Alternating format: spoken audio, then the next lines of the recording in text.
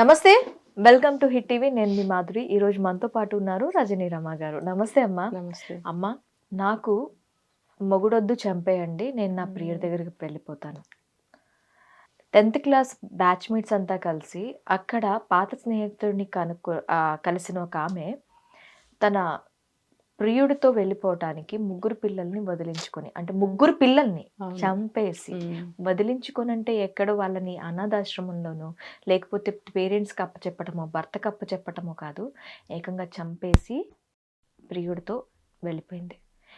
ఇలాంటి ఘటనలు చూస్తే అసలు ఏంటి, ఆడవాళ్ళు ఎందుకు ఇలా తయారవుతున్నారు, ఎందుకు ఇలా బిహేవ్ చేస్తున్నారు అన్న దీంట్లో గగ్గురు పరిచే విధంగా ఉన్నాయి. అసలు దీన్ని ఎలా చూసుకోవాలమ్మా? సమాజంలో ఈ మార్పు, దీనికి ఎటువంటి మార్పులు వస్తే బాగుంటుంది? అసలు ఎలా నడుచుకోవాలి అంటారు? ఇప్పుడు వీళ్ళకి ఇందాక మనం చెప్పుకున్నాం, కోరికలు ఎక్కువ. తర్వాత నేను కూడా ఒక స్త్రీనే.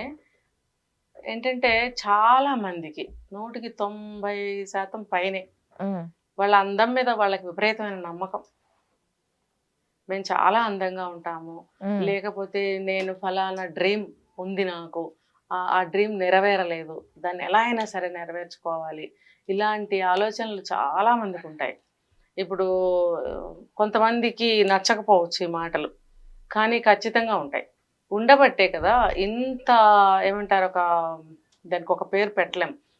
ఒక సంసారాన్ని ఏమనాలి, చిద్దులం చేసుకొని, పిల్లలు, భర్త, తన తల్లిదండ్రులు, అబ్బాయి తల్లిదండ్రులు, ఇంకా తన ఫ్యూచరు, ఇన్ని ఉన్నదాన్ని ఏమనాలో నాకు అర్థం కావట్లా.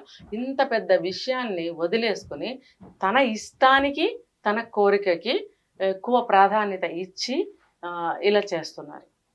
ఇప్పుడు నీకు 15 ఏళ్ళో 10 ఏళ్ళో జీవితం గడిచిపోయింది. గడిచిపోయిన తర్వాత నీకు ఎవరో పాత వాళ్ళు బోల్డ్ మంది కనపడతారండి. ఇప్పుడు మీరు చదువుకున్నారు చిన్నప్పటి నుంచి, నేను చదువుకున్నాను, కాలేజ్ మేట్స్ కనపడరా? కనిపిస్తారు. వాళ్ళు అందంగా ఉండరంటారా? ఉంటారు. చాలా అందంగా ఉన్నవాళ్ళు ఉండరా? ఉంటారు. మరి మనం వెళ్ళిపోతామా? వెళ్ళిపోతారా? ఎవరైనా సరే వెళ్ళిపోతారా? అరే అలాంటి వాళ్ళు బోల్డ్ మంది ఉంటారబ్బా. మనం ఎందుకు వాళ్ళతో వెళ్ళిపోవాలనుకుంటున్నాము అంటే బుద్ధి ఇక్కడ సరిగ్గా లేదు. రెండోది, అబ్బే నా అందం కోసం ఇంకా తప్పించేస్తున్నారు. అంటే పెళ్ళై నాకు ఎన్నేళ్ళైనా, ఇంతమంది పిల్లలు పుట్టినా నేను స్టిల్ చాలా యవ్వనవతిని, చాలా అందగత్తెని అని అతను అంటున్నాడు. నిజమే, ఇంత అందాన్ని, ఇంత యవ్వనాన్ని, ఇంత గొప్పతనాన్ని నేను ఇక్కడ అనవసరంగా వేస్ట్ చేస్తున్నాను. అరే అక్కడికి వెళ్తే చాలా యూజ్ అవుతుంది, నాకు ఇంపార్టెన్స్ ఇచ్చేవాళ్ళు, నా అందాన్ని ఆరాధించేవాళ్ళు, నా జీవితాన్ని ఇంకా బాగా బెటర్గా చూసుకునేవాళ్ళు ఉన్నారు అనేటువంటి గుడ్డి నమ్మకంతో కూడా ఇలా చేస్తున్నారు. దీన్ని కోరికలు డామినేట్ కూడా చేస్తున్నాయి. వీళ్ళ యొక్క కోరికలు ఏదైనా అనుకోండి, ఇవన్నీ కూడా బయటకు లాగేస్తున్నాయి వీళ్ళని. ఇప్పుడు మీరు అన్నారు చంపడం దేనికి, మరి బ్రతుకుంటే మళ్ళీ గోలవుతుంది కదా, రా మళ్ళీ కాపురానికి రా, లేదా పెద్దవాళ్ళు ఏమంటారంటే ఒక సయోధ్య చేస్తారు కదా, రండి మీరు కలిసి ఉండండి, అయింది ఏదో అయిపోయింది, ఏమైనా తప్పులు ఉంటే సరి చేసుకుందాం, ఒకవేళ ఇల్లాస్ కూడా అమ్మ మా వైపు నుంచి నీకు ఎటువంటి ఇబ్బంది కలగదు, రా అమ్మ ఇట్లా చెయ్యకమ్మా అని అంటారేమో. దాని మొహం ఎందుకంటారు? అంత బయటికి వెళ్ళిపోయిన తర్వాత అసలు నువ్వు వాళ్ళకి ఇంకా పనికిరావు. నువ్వు ఇన్ని అనుకున్నావే, ఇప్పుడు ఇవన్నీ అసలు వాళ్ళు అనుకోరు. అవునా, ముగ్గురు పిల్లలు పుట్టి భర్తతో ఇంతకాలం కాపురం చేసి చక్కగా సంసారం నడుస్తుంటే ఇవాళ రోజున దీనికి ఏదో వెదబుద్ధి పుట్టి బయటికి వెళ్ళిపోయింది, ఇంక ఇది వద్దురా బాబు అని చెప్పేస్తారు. వచ్చిన యాక్సెప్టెన్సీ ఉండదు. అంటే నువ్వు అనుకున్నట్టు వాళ్ళని వెంటబడి ఏం అడగరు, అడుగుతారు కానీ నీలాంటి వాళ్ళని అసలు అడగరు. నువ్వు ఇంత వద్దనుకుని వెళ్ళిపోయిన వాళ్ళని అసలు అడగరు. ఏదో చిన్న చిన్న పొరపాట్లు జరిగితే పెద్దవాళ్ళు సరిచేయడానికి ప్రయత్నించి అనే మాటలు అవి. ఇటువంటి కండిషన్స్లో అనరు, తెలివి తక్కువతనం అనమాట. అలా అనుకుని భయపడిపోయి అడ్డం తీసేస్తే ఇంకెవరితో ఉండమని అడుగుతారు. కానీ అదే సేమ్ టైము నీకు ఇంకా లైఫ్ లేదనేది నువ్వెందుకు తెలుసుకోలేకపోతున్నావు? నువ్వు ఇంట్లోంచి వెళ్ళిపోతేనో, ఒక దొంగతనం చేస్తేనో నీకేం శిక్షలు పడవు.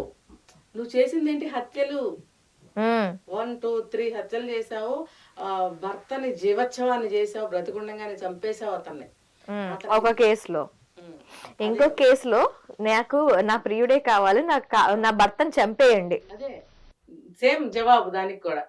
చంపడం ఎందుకు? నీకు ప్రియుడు కావాలంటే వెళ్ళిపో, నిన్నెవరు కాదంటారు. కాకపోతే పెళ్ళి అయింది అనుకో, డివోర్స్ ఇచ్చేసి వెళ్ళిపో. మరి అతనికి ఒక లైఫ్ కావాలి కదా. రేపొద్దున నువ్వు తిరిగి వచ్చి నేనే పెళ్ళాన్ని అంటే ఆ అబ్బాయి ఏమవుతాడు? అందుకని డివోర్స్ అనేది ఒకటి పెట్టారు. నువ్వు డివోర్స్ ఇచ్చేసి వెళ్ళిపో నీ దారిని నువ్వు. నువ్వెందుకు చంపాలి అసలు? ఎవరితోనైనా ఎందుకు చంపించాలి? నువ్వెవరు చంపడానికి? ఎవరికి హక్కు లేదు చంపడానికి. నువ్వు నీ ఇష్టంగా వెళ్ళిపోతున్నావు. అదే నీ భర్త ఇష్టపడి వెళ్ళిపోతే నిన్ను చంపేయమన్నప్పుడు నీకు ఎలా ఉంటుంది? ఇప్పుడు ప్రతి ఒక్కళ్ళు సమాజంలో, ప్రపంచంలో అందరూ కొన్ని విషయాలు ఆలోచించాల్సిన అవసరం ఎంతైనా ఉంది. ఇలా ఉంటే అబ్బాయిల దగ్గర నుంచి కూడా కంప్లైంట్స్ అలానే ఉన్నాయి. ఎలా అంటే నిన్న రీసెంట్గా ఒక అమ్మాయిని, గర్భిణిని, ఇంకా డెలివరీ గంటల్లో డెలివరీ అవుతుందన్న అమ్మాయిని చంపేశాడు. అంటే ఇది ఒక కొత్త వెరైటీ. ఇది ఈ మధ్య కాలంలో ఇలాంటిది జరగలేదు. ఇప్పుడు కొత్తగా అంటే రోజుకొకటి కొత్త కొత్తవి నేర్పిస్తున్నారా వీళ్ళు సమాజానికి? సేమ్ అతనికి కూడా ఏదో చెప్తున్నారు, ఏదో రిలేషన్ ఉంది ఎవరితోనూ. కాబట్టి రిలేషన్ ఉంటే కడుపుతో ఉన్న పిల్లని చంపడం ఏంటి? గంటల్లో డెలివరీ అవుతున్న అమ్మాయిని. వాడు తెలివి తక్కువ వెధవానే అంటా మరి నేను. ఇప్పుడు నువ్వు ప్రేమించావు, అప్పుడు లేని భయం. పెళ్లి చేసుకున్నావు, అప్పుడు లేని భయం. ప్రెగ్నెంట్ అయింది, అప్పుడు లేని భయము. ఇప్పుడు పేరెంట్స్ తిడతారేమో అని భయం వచ్చిందా? లేకపోతే మోజు తీరిపోయింది కాబట్టి ఇంకో అమ్మాయిని చేసుకోవాలనుకున్నావా? చేసుకోవడం కాదు, ఇంకో అమ్మాయితో వెళ్ళాలనుకున్నావా? అందుకని ఈ అమ్మాయిని చంపేసావా? పోనీ చంపితే రేపు డెలివరీ అవుతుంది, ఇంకో బిడ్డ జన్మ తీసుకుంటుంది. నువ్వు 2 హత్యలు చేసావుగా. ఇప్పుడు 2 హత్యలు చేసావు. నీకు అదే కనుక వద్దకపోతే ఇప్పుడు ఇన్ని రోజులు బోల్ టైం ఉంది. తెలివి తక్కువ వాడు కాబట్టి నాకు క్యాన్సర్ ఉంది నువ్వు వెళ్ళిపో అని ఒకసారి, ఇంకొకసారి మా వాళ్ళు యాక్సెప్ట్ చేయరు రానివ్వరు అని ఒకసారి.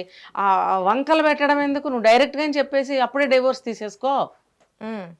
నువ్వు నీ బిడ్డతో ఎలాగోలా బతుకు, వెళ్ళిపో, లేకపోతే అబార్షన్ చేయించుకో, ఏదో ఒకటి చెప్పి చావచ్చు కదా. ఇలా ఇంకో గంటలో బిడ్డ పుడుతుందనంగా నువ్వు చంపడం ఏంటి? అది తెలివి తక్కువడు కాబట్టి ఇలాంటి పని చేశాడు. ఇప్పుడు అతనికి కూడా లైఫ్ ఏం లేదు. ఇంకో అమ్మాయితో వెళ్ళాలనుకున్నా లైఫ్ లేదు, తల్లిదండ్రుల దగ్గరికి వెళ్ళాలన్నా లేదు, నువ్వు ఏం చేయాలన్నా లేదు. అన్ని డోర్స్ మూసుకుపోతున్నాయి అనేది ఈ హత్య చేసే వాళ్ళకి అర్థం కావట్లేదు. ఇది మరి తెలుసుకుంటున్నారా లేదా? ఇన్ని జరుగుతున్నప్పుడు ప్రతి మనిషి నేర్చుకోవాల్సిన పాఠం ఇది. ఒకళ్ళని ఎవరన్నా కొట్టాము చంపామంటే నెక్స్ట్ మనకి శిక్ష రెడీగా ఉంటుంది, మనకు లైఫ్ ఉండదు అనేది ప్రతి ఒక్కళ్ళు పాఠం నేర్చుకుని ఉండాలి. ఎప్పుడే బుద్ధి పుడుతుందో, ఎప్పుడు ఏ సమయం వక్రిస్తుందో, ఏ సమయం మనకి అనుకూలంగా ఉండదో మనకి తెలీదు.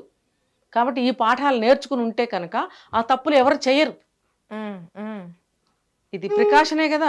ఇప్పుడు ఇన్ని జరుగుతున్నాయి, రోజు 1, 2, 3, 4, 5 జరుగుతూనే ఉన్నాయి. జరిగినప్పుడు యావత్ ప్రపంచంలో ప్రతి మనిషి కూడా ఇందులో నుంచి తీసుకోవాల్సిన మోరల్ ఏంటి? మనకి ఆ నెక్స్ట్ మినిట్ నుంచి లైఫ్ ఉండదు, ఇదేగా మోరల్ ఇందులో. మరి అది ప్రతి ఒక్కళ్ళు నేర్చుకుని బాగా ఇందులో పెట్టుకోవాలన్నమాట, బుర్రలో పెట్టుకుంటే కనుక జాగ్రత్తగా ఉంటాడు. ఇష్టం లేకపోతే విడిపోగానే చచ్చిపోవద్దు అనేది పాఠం నేర్చుకుని ఉంటాడు. అది నేర్చుకోవాలి ఖచ్చితంగా. ఈ విడిపోవడానికి కూడాను వీళ్ళు ఒక ఎమోషన్స్ పెట్టుకొని ఆ ఎమోషన్స్ అన్ని అమ్మో నా భార్య, అమ్మో నా భర్త అన్న ఎమోషన్స్ ఉంటాయి కదా, ఈ వీటితో సగం ఇదైపోతూ ఉంటారు. ఈ ఎమోషనల్ బాండింగ్స్ ఎంతవరకు కరెక్ట్ అంటారు? అంటే ఒక నిజంగా బాగా ప్రేమాభిమానాలతో ఉన్న భార్యాభర్తలు అయితే పర్వాలేదు, కానీ అనవసరంగా వీళ్ళు ఒక ఒక ఒక అభిప్రాయం లేకుండా పెళ్ళిళ్ళు అయిపోతుంటాయి చూసారా.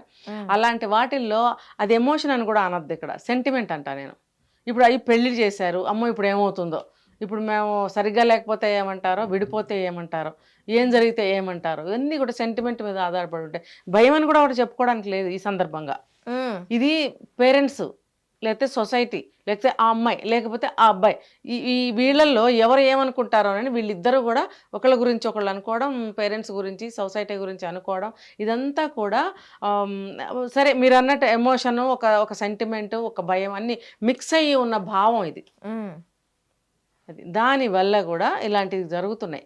ఇప్పుడు ఇష్టం లేకపోతే విడిపోదాము, వద్దు అని చక్కగా అనుకుంటే అసలు ఏమీ ఉండదండి. మీరు కావాలని ఇన్ని చేస్తున్నారు కదా, మళ్ళీ వెధవ సెంటిమెంట్లు లేకపోతే భయాలు దేనికి?